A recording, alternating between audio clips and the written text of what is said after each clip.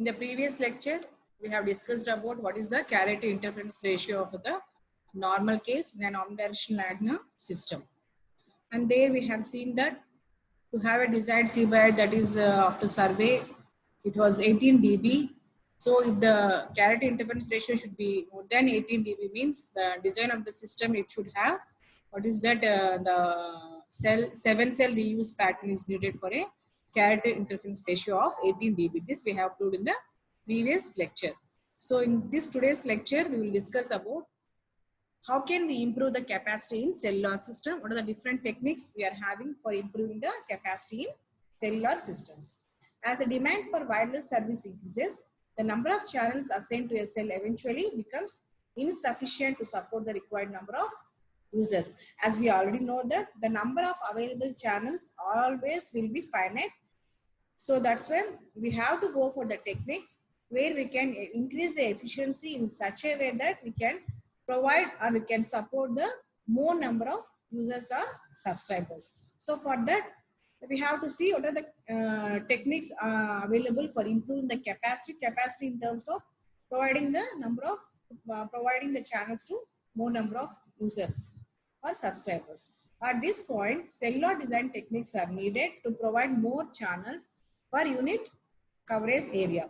Techniques to expand the capacity of cellular systems in practice, there are mainly three techniques, that is cell splitting, sectoring and coverage zone.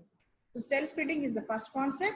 How it can improve the capacity in cellular system is we will discuss. Cell splitting is the process of subdividing a congested cell into smaller cells, each with its own base station and a corresponding reduction in antenna height and transmitter power. So we are splitting the larger cell into still smaller cell by reducing the radius, antenna height and transmitter power. This is usually done to make more voice channels available to accommodate traffic growth in the area covered by the original cell. So if the radius of a cell is reduced, that is, if you want to split the cell in a cell, we have to reduce the radius from R to R by 2. The area of the cell is reduced from normal area to area by 4. The number of available channels is also increased. So cell splitting is usually done on demand. So always we cannot go for the cell splitting, but depending upon the situation, that is, if there is an area where there is a need of more number of subscribers, or when the traffic is more, here in terms of traffic means when there is a demand of more channels at that place, after doing continuous survey, we can go for cell splitting. That is, cell splitting is usually done on demand. So when in a certain cell there is too much traffic, which causes too much blocking of calls, and where there is a need of more number of subscribers, at those areas after doing continuous survey, they will be deciding to have the cell splitting. So then the cell is split into smaller macro cells.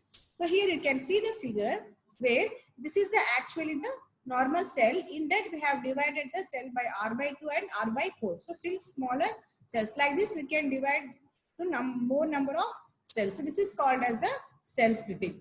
So by defining new cells which have smaller radius than the original cells, that is, here you can see this is the new cell in the original cell. It is having the smaller radius. This is again the another new cell in this the new cell. So you can see defining new cells which have a smaller radius than the original cells, and by installing these smaller cells we are calling as macro cells. Between the existing cells, capacity increases due to the additional number of channels per unit area. So this is the concept behind the cell splitting.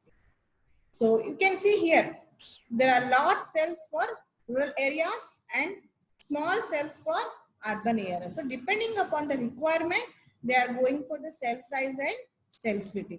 So there are some areas where we can go for, there is a more requirement, as I told earlier, where there is more requirement, we can go for cell splitting.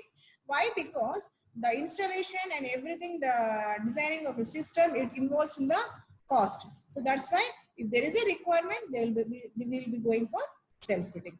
So in practice, not all the cells are split at the same time. This means that different size cells will exist simultaneously. So you can see here the cell size is different, here the cell size is different, here the cell size is different. So depending upon the requirement, different cell size can be simultaneously utilized. So in such situations, special care needs to be taken to keep the distance between co-channel cells. As we have seen already in the frequency reuse concept, there must be some what is that distance must be maintained to reuse the same frequency as to avoid the co-channel interference caused by the co-channel cells. So that, so when we are going for cell splitting, the distance will vary because the cell size is varying.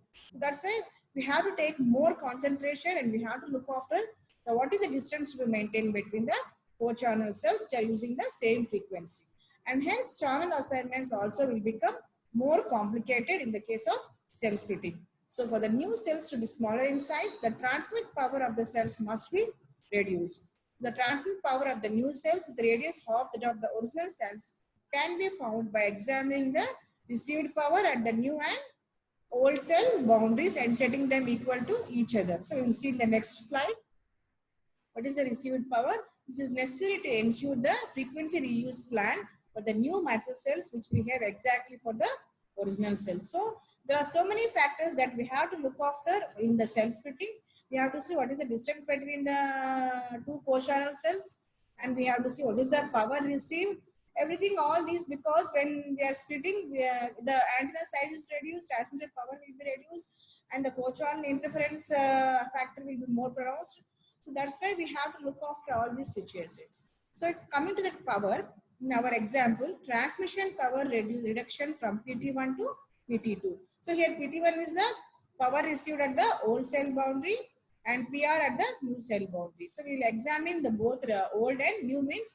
New means the reduction, the side, the new cell which we have reduced the side, that will come under. So the received power, we know the formula is transmitted power proportional to transfer power to radius power minus n. Here n is the propagation path loss law, where PT1 and PT2 the transmitter power of the larger and smaller cells, and n is the path loss exponent. So in the here we are considering the mobile radio environment. That's why the path loss exponent. Sometimes we are using gamma, sometimes we are using n. Don't be confused. Both are same. Here we are using n. So n is 4 for the mobile radio environment. So the received power, now it is, that is the, what is the received power? The new the cell which is fitted, that is the new cell boundary. PT2 is equal to PT1 by 16. So by equating these two, we will be getting the simplification like this. So the transmit power must be reduced by 12 dB in order to fill in the original coverage area. Okay. So what are the drawbacks in cell splitting is, in practice, not all cells are split simultaneously. Therefore, we may have cells of different sizes. So we have to look after the issue of co-channel interference reduction factor. So also the handoff. As the cell size is reducing, the handoff will be frequent.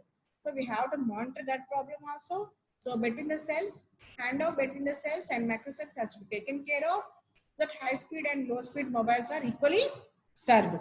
So decrease in the cell size results in the same thing. It will result in more handoffs per call and higher processing load will be there for the subscriber. Thus, the handoff rate will increase exponentially and the handling of the this handoff situation will be more critical in the case of cell splitting. So this is about the cell splitting and what are the drawbacks we have seen. So in the next lecture, you will see the other techniques which are helpful in improving the capacity in cellular system.